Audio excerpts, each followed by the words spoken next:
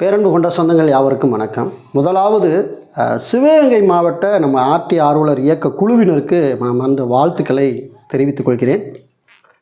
அது நம்ம கலாம் கார்த்தியாக இருக்கட்டும், நம்ம லோகநாதனாக இருக்கட்டும், நம்ம கண்ணண்ணு, நம்ம பாண்டியண்ணு, நம்ம மலைச்சாமி அண்ணன், எல்லாருக்கும் நம்முடைய மனமார்ந்த பாராட்டுகள். இப்போ ரீசண்டாக நீங்கள் பார்த்துருப்பீங்க, அதாவது செய்தியில் ஒரு குடும்பம் சேர்த்து வச்ச பணம் கரையை அரைச்சிருச்சு. அந்த கரையை அரைச்சதுனால அந்த பணத்தை என்ன செய்கிறதுன்னு தெரியாமல் விழிபிதுங்கி நின்ற ஒரு கூலி தொழிலாளி குடும்பம்.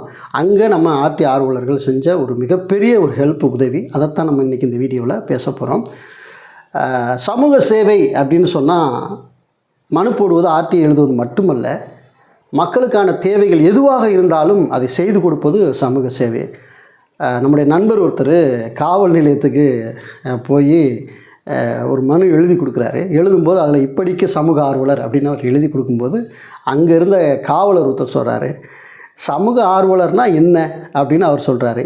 சாலையில் போகும்போது ஒருத்தன் பைக்கில் ஸ்டாண்டை எடுக்காமல் பைக்கை ஓட்டிகிட்டு போனால் கூட, எப்பா ஸ்டாண்டை எடு அப்படின்னு சொல்கிறவங்க கூட சமூக ஆர்வலர் தராங்க அப்படின்னு சொல்லி அவர் ஒரு நகைச்சுவையாக ஏன்னா எல்லா இடத்துலையும் இப்போ சமூக ஆர்வலர்னு சொல்லும்போது அவங்க எதெல்லாம் சமூக சேவை அப்படிங்கிறத எல்லாமே ஒரு மனிதனுக்கு ஒரு உதவி செய்கிறோம் அப்படின்னா அதெல்லாம் சமூக சேவை தானே அப்படின்னு சொல்லி அவர் எக்ஸ்பிளைன் பண்ணதை சொல்லி நாங்கள் ஒரு நகைச்சுவையாக பேசி சிரிச்சுக்கிட்டோம். அந்த மாதிரி சமூக சேவகர்கள் அப்படின்னா மனு போடுவது, ஆர்டிஐ போடுவதோடு மட்டுமல்ல, எந்த ஒரு விஷயத்தையும் சமூகத்திற்காக ஒரு சேவை செய்யக்கூடியவர்கள் சமூக ஆர்வலர். ஆகவே சிவகங்கை சமூக ஆர்வலர்களுக்கு முதல்ல பாராட்டுக்களை தெரிவிச்சுக்குவோம்.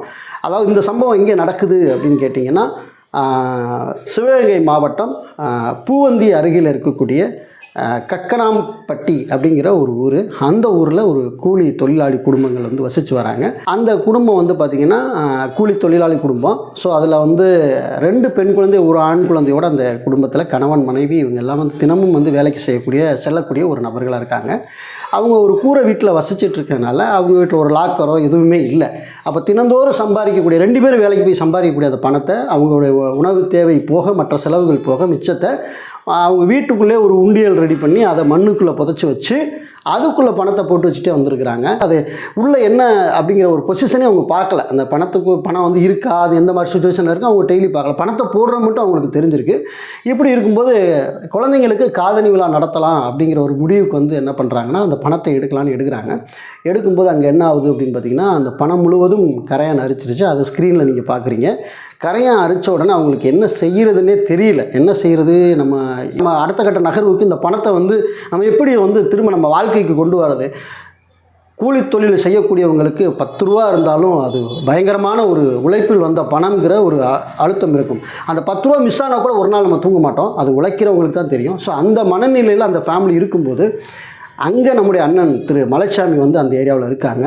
அவங்களுடைய கவனத்துக்கு வந்த உடனே அண்ணன் என்ன பண்ணுறாங்க அப்படின்னா, தினமலர், சன் டிவி இது போன்ற மீடியாக்களுக்கு இந்த தகவலை தெரிவிக்கிறதுக்கு வர சொல்லி அவங்க பேட்டி கொடுக்குறாங்க. பேட்டி கொடுத்து அந்த குடும்பத்தை செய்தியில் ஊடகங்களில் வெளிவர வைக்கிறாங்க. அப்படி வெளியே வந்த உடனே என்ன ஆகுது அப்படின்னு கேட்டிங்கன்னா, நடிகர் ராகவா லாரன்ஸ் உங்கள் எல்லாருக்கும் தெரியும். அவருடைய கவனத்திற்கு அது போனோடனே, அது எவ்வளவு மதிப்பு அந்த பணம் அப்படின்னு கேட்குறாரு. அது 1 லட்ச ரூபா இருந்ததுன்னா அந்த 1 லட்சத்தை நானே கொடுத்துட்றேன் அப்படின்னு ராகவா லாரன்ஸ் அவர்கள் சொல்லியிருக்காங்க. உடனே உங்களுக்கு ரொம்ப நம்ம குழுவினருக்கு சந்தோஷம். சரி, எப்படியாவது நம்ம நேரடியாக அந்த குழுவினருக்கு நம்ம அந்த ஃபேமிலிக்கு நம்ம பெற்றுக் கொடுக்கணும் அப்படிங்கிற முயற்சியில் இறங்குறாங்க. அதை தாண்டி இந்த பணத்தை எல்லாம் நீங்கள் பேங்கில் கொண்டு போய் கொடுத்தீங்கன்னா உங்களுக்கு பணத்தை மாற்றி கொடுத்துருவாங்க அப்படின்னு யாரோ சொன்னதுனால அவங்க பேங்குக்கு எடுத்துகிட்டு போயிருக்காங்க. லோக்கல் பேங்க் என்ன பண்ணிட்டாங்கன்னா, அப்போல்லாம் நாங்கள் பண்ணி தர முடியாது, எல்லா நோட்டும் கரையாக அரிச்சிருச்சு, கிழிஞ்சு போயிருந்தால் நாங்கள் மாற்றி தருவோம், கரையாக அரிச்சது நாங்கள் என்ன செய்ய முடியும் அப்படின்னு சொல்லிட்டாங்க.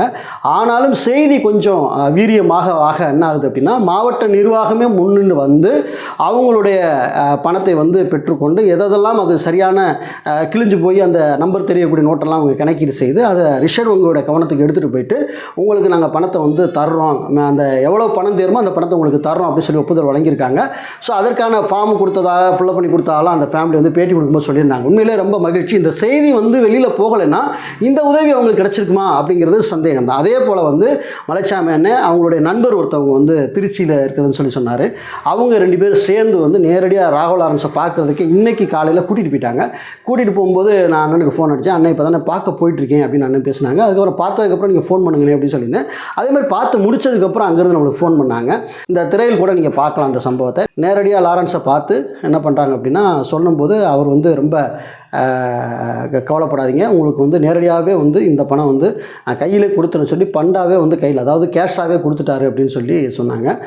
அதை வாங்கிக்கிட்டு உண்மையில் நம்ம ஆளுங்க வந்துக்கிட்டு இருக்காங்க. இது இந்த இந்த நிகழ்வு எதற்காக நான் சொல்கிறேன் அப்படின்னு பார்த்தீங்கன்னா, ஒரு ஒடுக்கப்பட்ட ஃபேமிலி, ஒரு பின்னுக்கு தள்ளப்பட்ட ஃபேமிலி, ஒரு நாலேஜ், அதாவது வந்து ஒரு என்ன சொல்கிறது அப்படின்னா, ஒரு பணத்தை எங்கே சேமித்து வைக்கணும்னு கூட அவங்களுக்கு தெரியல. ஆக்சுவலி இங்கே லோக்கலில் இருக்க ஒரு போஸ்ட் ஆஃபீஸ்லையோ அல்லது அவங்கள்ட்ட வங்கி இருக்கோ, அந்த வங்கியிலையோ வந்து வாரம் ஒரு முறை அவங்க சேர்த்து வச்ச பணத்தை கொண்டு இங்கே டெபாசிட் பண்ணியிருந்தா கூட அது ரொம்ப சேஃப்டியாக இருந்திருக்கும். ஆனால் இவங்களுக்கு அந்த ஒரு நாலேஜ் கூட வந்து ரொம்ப கம்மியான மக்கள். ஏன்னு கேட்டிங்கன்னா, யாரும் நம்ம பணம் வச்சுருக்கதை வந்து வெளியில் தெரிஞ்சிருச்சுன்னா நம்மளை பிற பேரை வந்து பணம் வச்சுருக்கான்னு சொல்லுவாங்களோங்கிற ஒரு எண்ணங்கள் கூட இருக்கும். இது பெரும்பாலும் கூலி தொழிலாளி இருக்கக்கூடிய மக்களுக்கு அந்த ஒரு எண்ணம் இருக்கும். மேக்ஸிமம் அதனால் வந்து என்ன செய்வாங்கன்னா, வாங்குகிற பணத்தை அவங்க வந்து வீட்டிலே சேமித்து வைக்க தான் பிளான் பண்ணுவாங்க. அதில் கரெக்டாக சேமித்து வைக்கிறவங்க சேமித்து வச்சுறாங்க.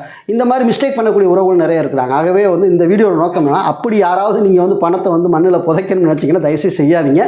உங்கள் பக்கத்தில் இருக்கக்கூடிய போஸ்ட் ஆஃபீஸோ, உங்கள் பக்கத்தில் இருக்கக்கூடிய வங்கியோ நீங்கள் அங்கே கொண்டே சேமித்து வச்சிங்கன்னா நிச்சயமாக உங்களுக்கு அது வட்டியும் கூட உங்களுக்கு வந்துக்கிட்டு இருக்கும். ஆகவே வந்து அதை நீங்கள் பயன்படுத்திங்க. அது முடிஞ்ச வரைக்கும் இந்த மாதிரி கிராம மக்களுக்கு இந்த விழிப்புணர்வு ஏற்படுத்துறதுக்கு அந்த ஏரியாவில் இருக்கக்கூடிய சமூக ஆர்வம் நீங்கள் எல்லாம் ஒருங்கிணைஞ்சு அந்த மக்களுக்கு இந்த மாதிரி விழிப்புணர்வுகளாக நீங்கள் கடத்தணும் அப்படிங்கிற கேட்டுக்கிறோம். ஆகவே இந்த சம்பவத்தை நம்ம தமிழ்நாடு ஆர்டி ஆர்வலர் இயக்கத்துடைய அன்பு அண்ணன் திரு மலைச்சாமி அவர்கள் செஞ்சது நம்மளுக்கு ஒரு மிகப்பெரிய மகிழ்ச்சி. உறுதுணையாக இருந்த அன்பு தம்பி கலாம் கார்த்தி, இன்னும் அவருடைய நண்பர்கள் எல்லாருக்கும் மனமார்ந்த நன்றிகளை தெரிவிச்சுக்கிறோம். இதுபோல் தமிழகம் முழுவதும் ஏழை எளிய மக்களுடைய பிரச்சனைகளுக்காக என்றுமே வந்து தமிழ்நாடு ஆர்டி ஆர்வலர் இயக்கம் பின்னுக்கு இருக்கும் அப்படிங்கிறதுலையும் எந்த மாற்று கருத்து கிடையாது. மீண்டும் நல்ல சம்பவத்தோடு உங்களை வேறு வீடியோவை சந்திக்கிறேன். நன்றி.